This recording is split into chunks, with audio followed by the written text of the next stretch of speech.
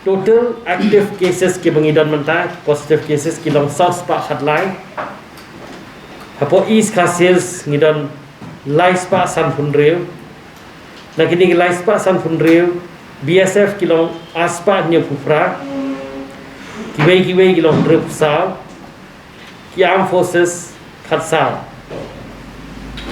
hapo Ribhoi ngidon Lai Phunreu East Giant Hills are West Garo Hills Khatsao, Southwest Garo Hills Iway, South Garo Hills are East Garo Hills Iway, North Garo Hills Iway, recovered kilong Sanpu are, but kibaklat kilong Sao. Ki sampel mengi pates hadu mentah kesini arbajir kilong arfu prahaja sauspa sampusan kilong negatif kilong arfu nyu haja sauspa andreu sampel gi banginang up ya ki report kilong sanspa arfu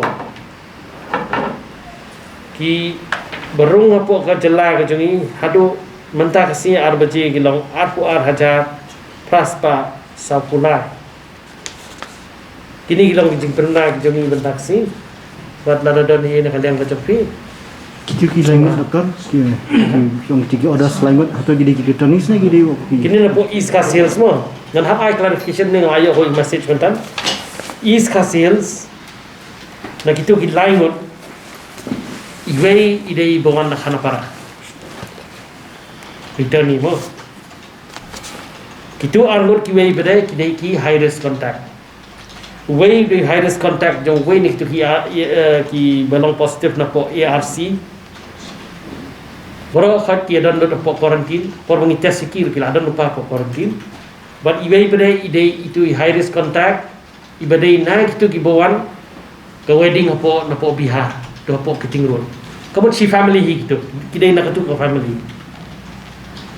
Tigini ki returnees ki badai na po West Garo Hills ni online na West Garo Hills tambah kat ngin hapon penhiar no ar iway di na South West Garo Hills namar balai ini po iba dan na South West Garo Hills na appointment made ki bu po West Garo Hills i po quarantine teman-teman no layo bahagi details ki barkhat kila khano po ampati ini po takamot ke report ka jungi ka long West Garo Hills kan dei no khatlai but ke South West Garo Hills kan long no ar.